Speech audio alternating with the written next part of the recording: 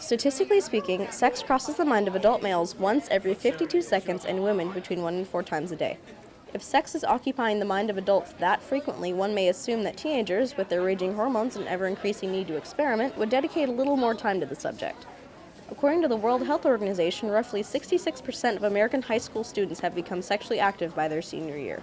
I would have to say probably about 50 to 60% of my friends are probably sexually active. I'm thinking the majority, at least 90%, maybe more. 100%. Really? Yeah. Honestly.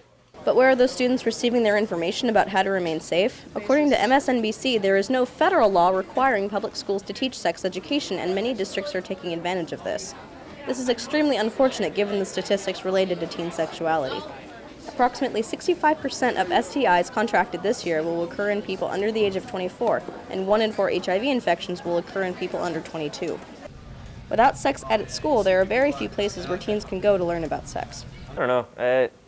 Everybody kind of knows about it now. Most people do. I think they should teach it. I think it should be like a required maybe 1 trimester class, sort of more in detail than a health class in junior high, different ways of sex, different things that happen to sex, and then you need to understand the consequences and the percentage of people that do have sexually transmitted diseases and the consequences of pregnancy and all the things that you can possibly lose.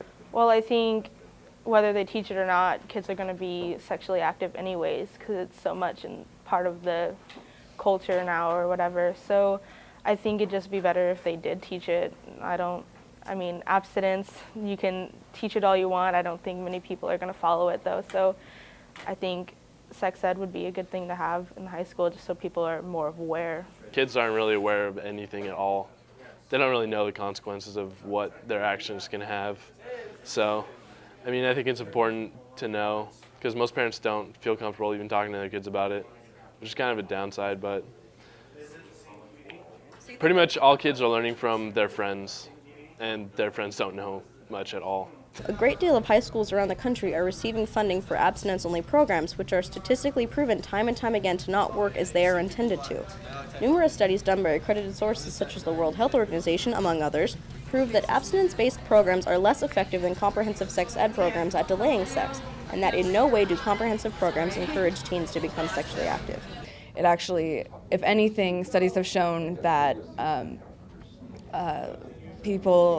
teens tend to delay more when they know the facts, because we teach them the consequences of sex and also the good things about sex, but people are surprised. So I think that a lot of, even from my experience and from studies shown, people tend to hold off a little longer when they're educated.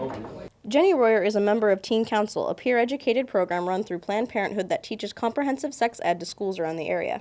Teen Council is a peer-to-peer sex education group in association with Planned Parenthood, and we teach comprehensive sex education to high schools and junior highs around the area. It includes contraceptives, like condoms and birth control, but it also includes, we also encourage abstinence, but we give choices.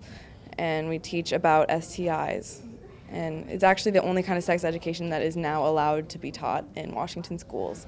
While Teen Council presents a more informed view of sex to teens, they also lobby government officials in an attempt to make comprehensive sex education more widespread. This January, we went to our representatives for Lobby Day, and we lobbied our local representatives and state representatives about the Proven Programs Act, which is actually, it means basically that sex education is proven to work better than abstinence-only education, and sex education in no way encourages children or teens to have more sex. So far, their efforts are paying off. Although school districts are not required to provide any sort of sex education, abstinence-only programs are now banned in Washington state.